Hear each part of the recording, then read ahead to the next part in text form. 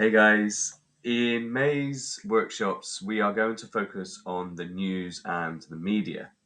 Now, this is a really important topic because the information we receive and the news that we read or we hear is actually very important to how we think.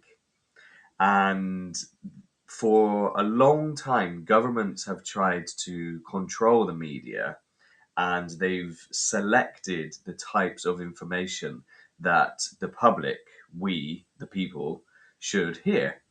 And actually, recent recent news on this is showing that this century, so in the last 25, 26 years, the information that we're receiving is being more tightly controlled by governments. And I wanted to address this fact with you in May in the workshops because, as I said, what we hear, what we read, what we understand from outside resources really shapes our world. And I want us to start thinking about how we can better shape our thinking and the world around us for a better life, because the media is really not the best place to get your information, unfortunately. So I will go to the reading, and the reading says, press freedom is at its lowest level in 25 years. This is according to a report from the organization Reporters Without Borders, or RSF. It has released its annual World Press Freedom Index, which assesses the degree to which the media in 180 countries is free to operate.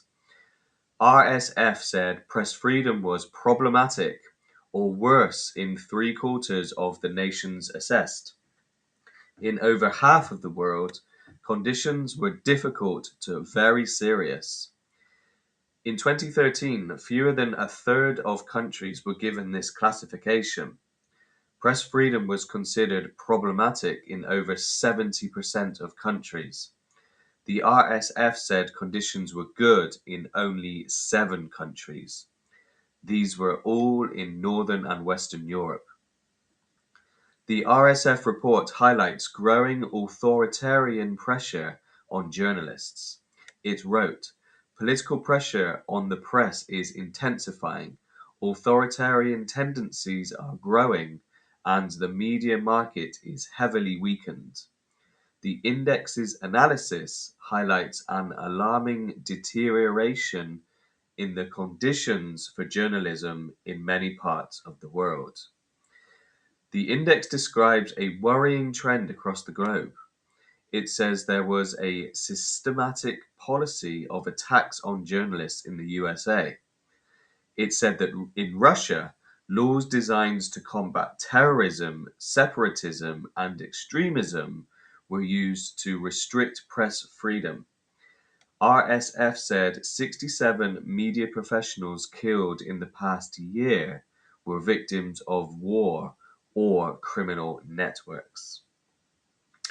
So that's the reading. We've got the vocabulary, we've got true or false, synonyms, phrases, listening as usual. And I'd like to focus on this, which is going to be a listening exercise and a discussion exercise where we can actually better understand the news resources that we have available to us. And I want us to kind of think more deeply about which news resources are better than others and how we might be able to direct our attention to those resources. We've got the usual stuff as well, the grammar, the listening, the spelling, and everything else. But for this month, I'd like to focus on the media. So please come with an open mind as usual. And I'm going to see you in the workshops very soon. Thank you. Bye bye.